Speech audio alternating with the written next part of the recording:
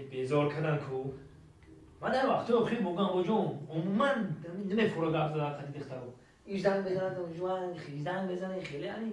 من دیگه نمیفوره بیزار کردم حتی باشه دو تا باشه من دیگه پریزنم اچونه میکنم دخترو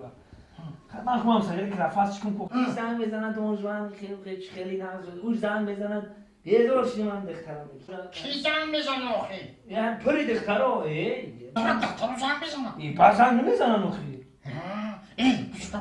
بیا نمونه چپتی من دیویژنش کنم یه پرابلم دارم تلفن من پری دخترم ولی تو در دختر گم گیرک شو بدیم که خیلی گم زنی فهمی گل بیس میریم انا دختر رو انا بیا یاد شو بتونم انا به تلفن یاد شو بتونم میریم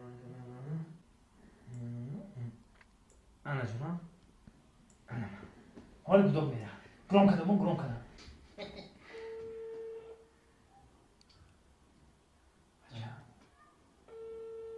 ممکن لباس سوش تستای او خیلی پرشنواد نمیکنه خوب؟ نه ممکن لباس سوش تستای الو السلام علیکم سلام علیکم. نگو گیری دختر خودش خیلی و فرد نشناختم. میگم نشناختم گپتوبی گپتوبتی دیوانا تخدا گپتوبتش چه خودت گپتوبتی